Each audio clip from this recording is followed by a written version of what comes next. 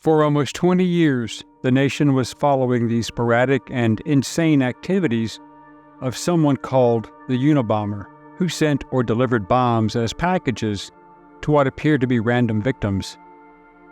There seemed to be no rational reason for the attacks, as the victims seemed to have little in common, and in fact, they did not even know each other for the most part.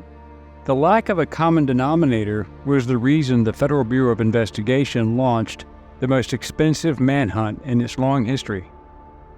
Who was the Unabomber? Why did he become a domestic terrorist? What was his motivation? How did he get caught? What were his predictions about artificial intelligence that seem to be coming to fruition now? Hello, I'm Colin Heaton, former history professor, Army and Marine Corps veteran, and welcome to this episode of Forgotten History.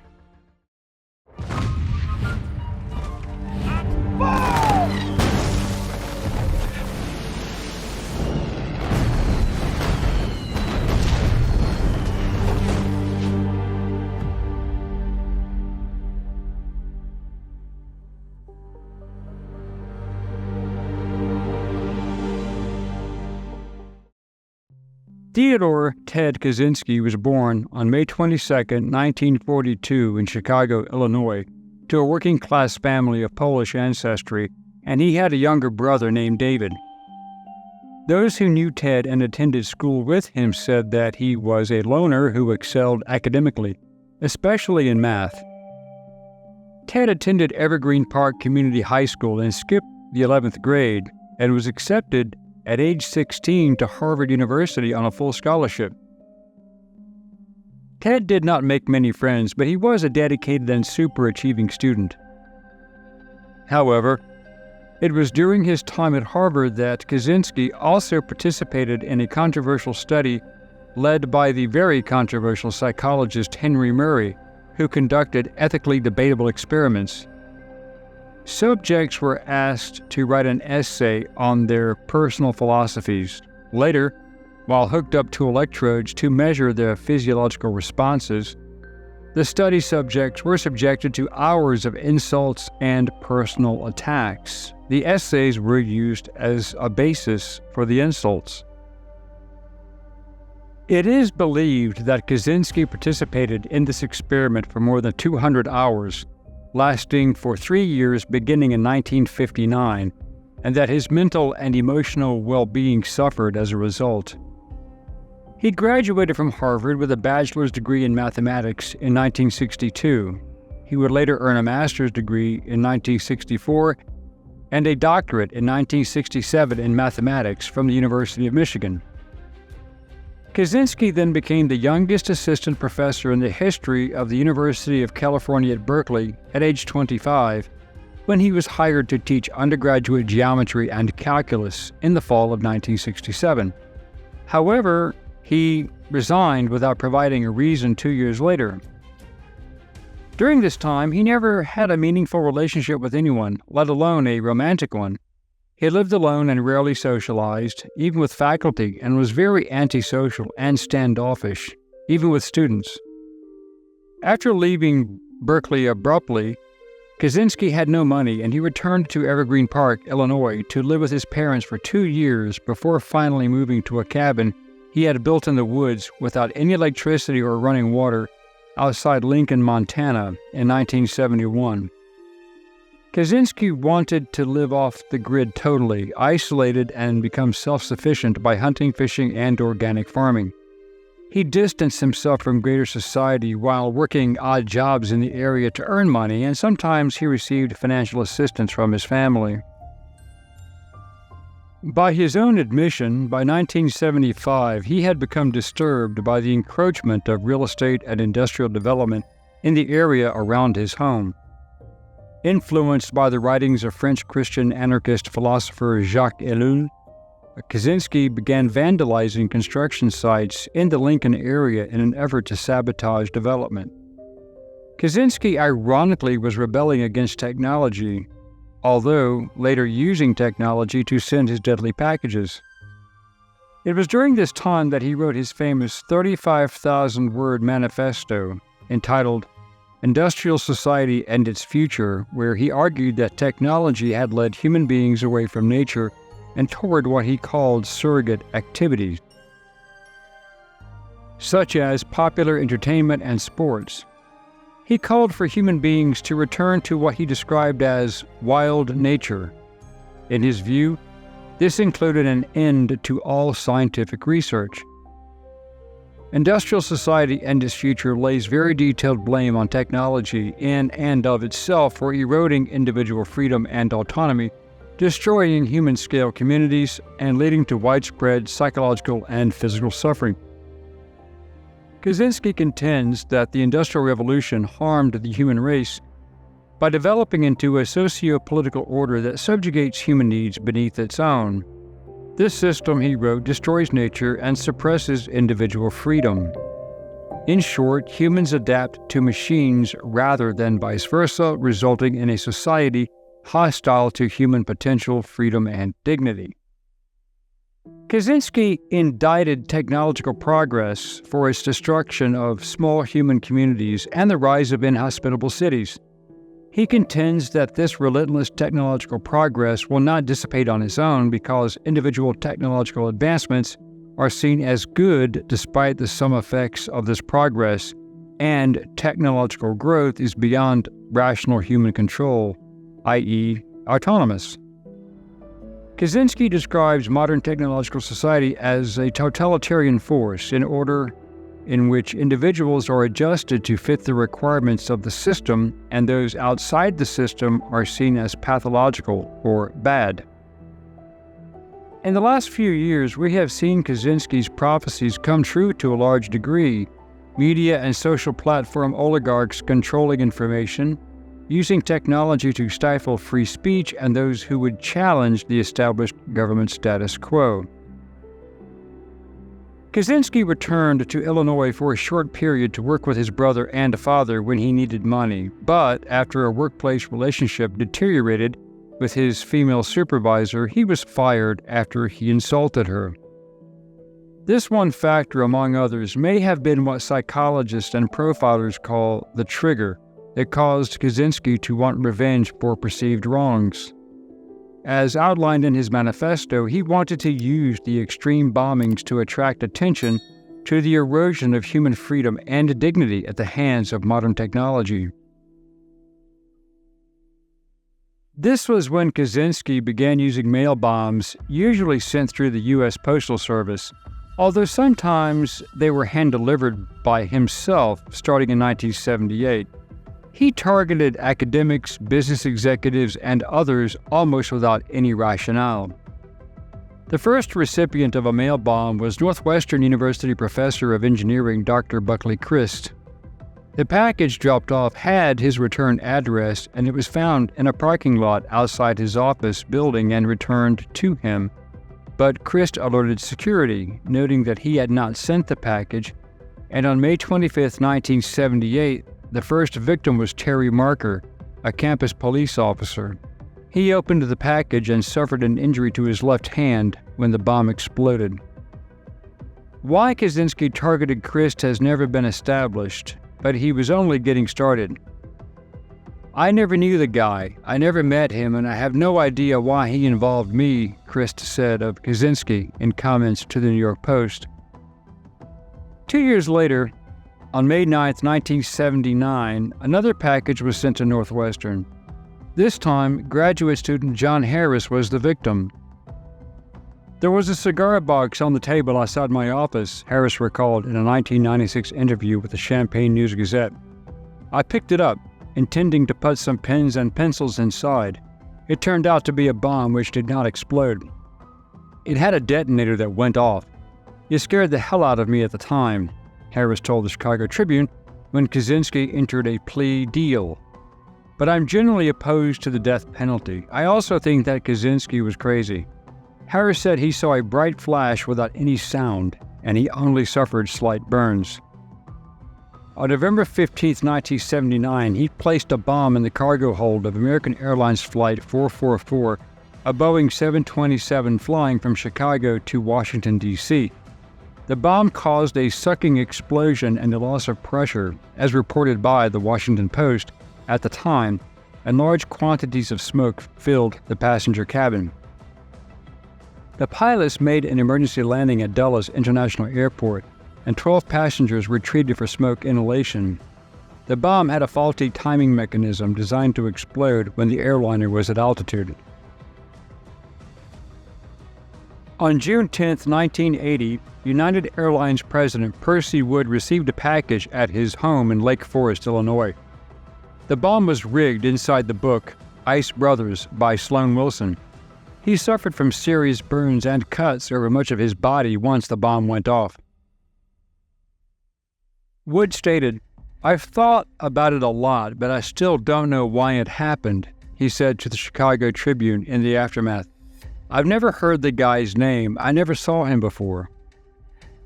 After a failed attempt to bomb a business classroom at the University of Utah in October 1981, Kaczynski tried again on May 5, 1982, mailing a bomb to Patrick C. Fisher, a computer science professor at Vanderbilt University in Nashville. His secretary, Janice Smith, opened the package and was hospitalized for 3 weeks as a result of the bombing. She never spoke of the event again, even after she recovered. She made a full recovery, but it was very traumatic for her, Fisher told the Washington Post in 1996.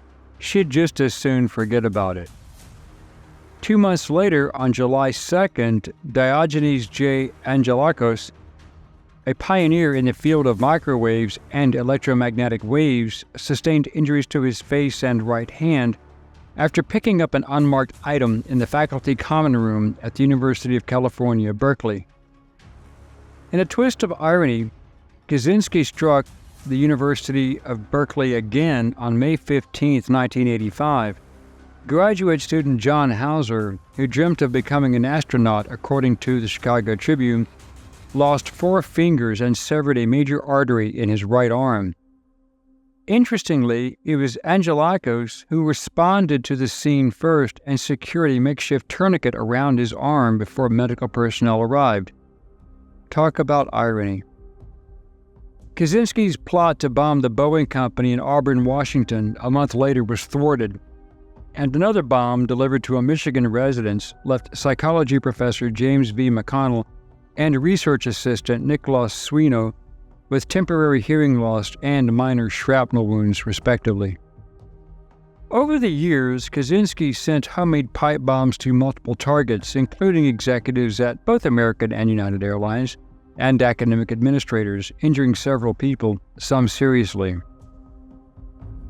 The FBI called its ongoing investigation UNABOM, for University and Airline Bomber, so despite being anonymous, he was nicknamed the Unabomber, a nickname which was used during his 17-year reign of terror using mail bombs.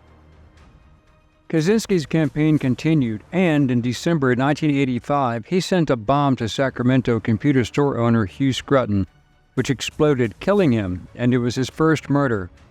Detailed as Experiment 97 in his written account of the killing, Kaczynski thought that it was an excellent and humane way to eliminate somebody, believing that Scruton probably never felt a thing.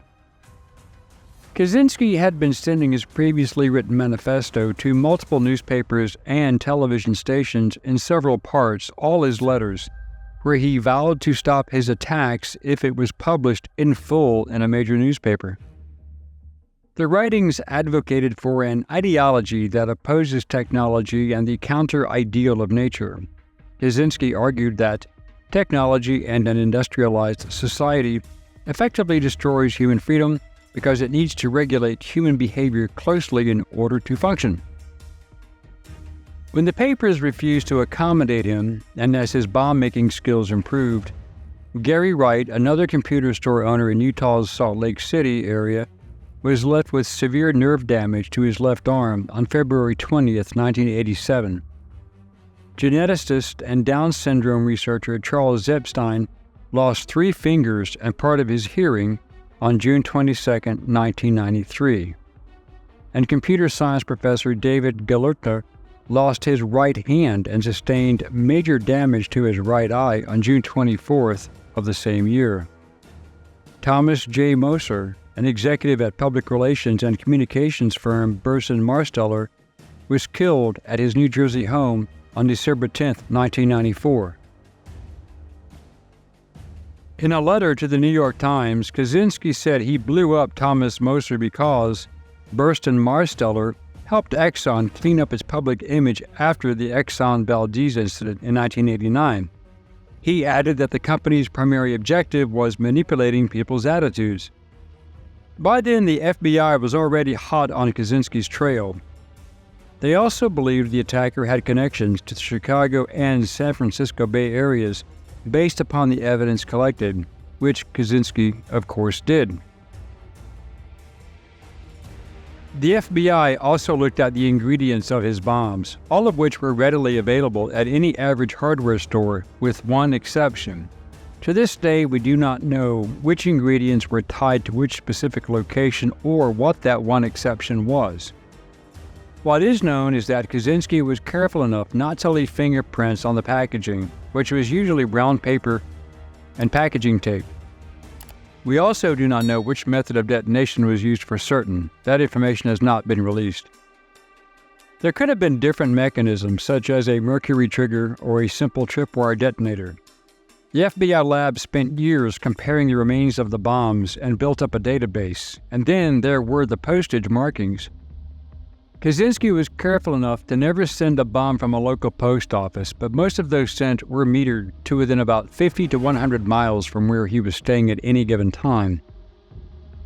As a result, based on the similarities of the devices used in the attacks, they had already linked many of them and attributed them to one perpetrator or group of perpetrators.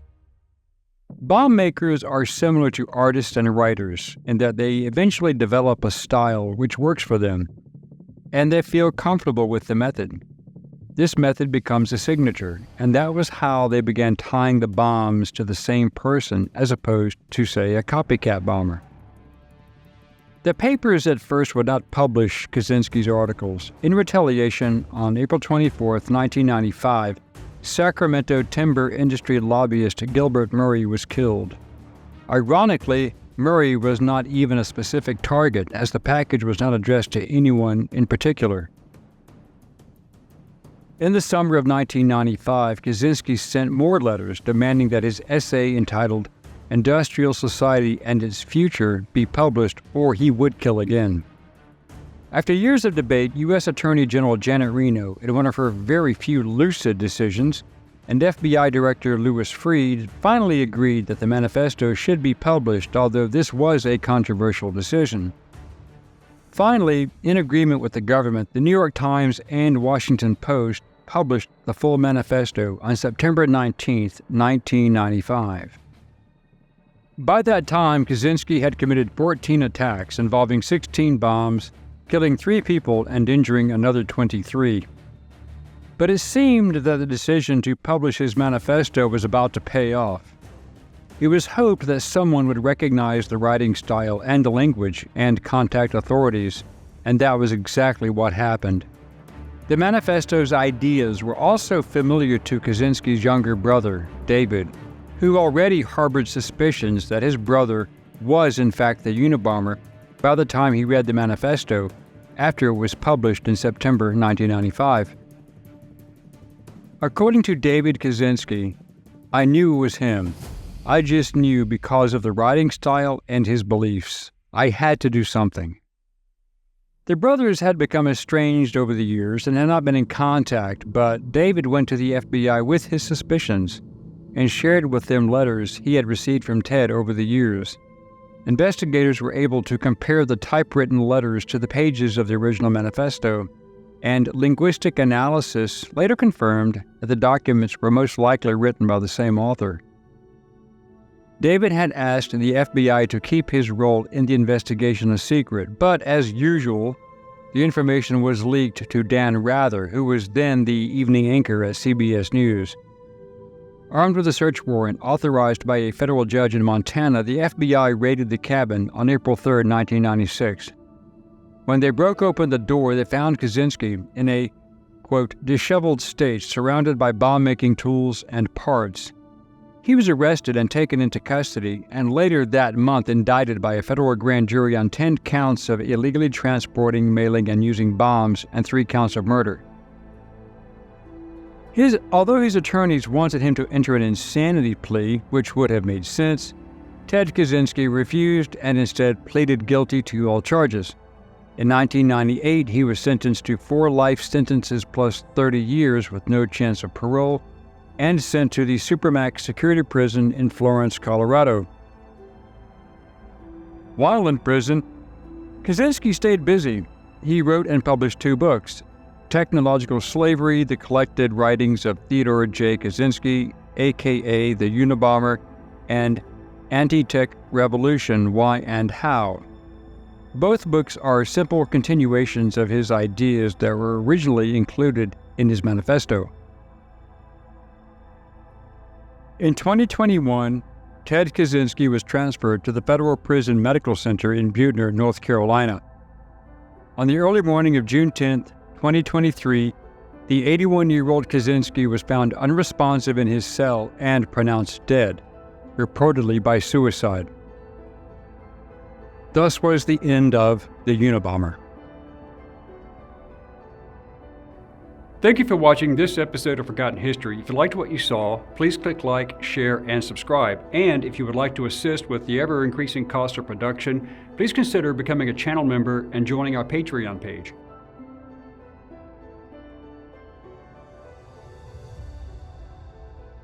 Please check out our merchandise store.